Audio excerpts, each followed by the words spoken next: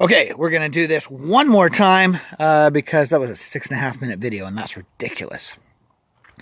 First of all, pallets as fences, random old gate that I had for my little enclosure to keep out the dogs that may or may not eat everything here.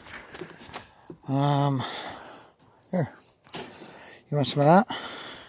Oh yeah, it's pretty good, eh? Yeah. Okay, so this is my enclosure. These are my cages. This one came with this bunny. It was a floor one. I added legs. I stupidly added short legs thinking, oh, it'll be good. And then as soon as I moved it, they fell off. So I had to put long legs. I knew as I was doing it, I shouldn't have done that. I changed this cage, put new structural stuff in, and new.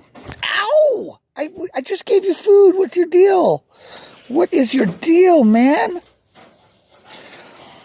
So this is kind of a sick joke. I'm like, oh, this is really nice. This is pretty. But she has a hard time pulling stuff through it. So I keep having to stick it in there anyway. She has been serviced a couple of times. She has not made babies. So I don't know what her deal is. What is your deal? She's a friendly bunny though. This guy, Sir Hump-a-Lot, I don't know. You shooting blanks or something, man? He's such a pretty bunny. And, yeah, no babies out of him yet. So, these cages obviously came with the bunnies. And I just raised them up a little bit to remove the poop from underneath. This one is the first one I built, as everyone's seen the videos on how to build these things. I just used... The stuff I bought was the stuff for the side, so it really wasn't strong enough to withstand a dog running into it, is what happened. So this Walmart cage I got day one before bunnies were supposed to show up the next day. These are my sister's bunnies. She had too many, so I ended up with them. They are sisters. Not sure what any of the breeds are 100%. So these are crossed. They're meat bunnies. They're crossed, but I do want to get into a couple of specific breeds, obviously, so that I know what I've got. Hey, you. This one is another cage that I got with bunnies from people, all for free, actually. People just getting out of bunnies. I just raised it off the ground. It's made it a lot easier with the whole poop situation. This cage I built. Hey, back in there. Back in there. This is the husband. I don't know if you have a name. I don't know. I have no idea. I did make it. The mesh at the back is the poop goes through. The mesh up front, when I first built it, I'm like, oh, this is beautiful. This is amazing.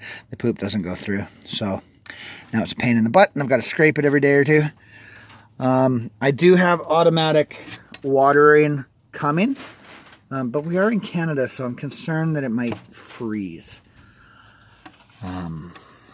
Anyway, yeah. Nope. Get in there. Get in there. Get in there. Silly goofy goober. And this is the wife. She's awesome.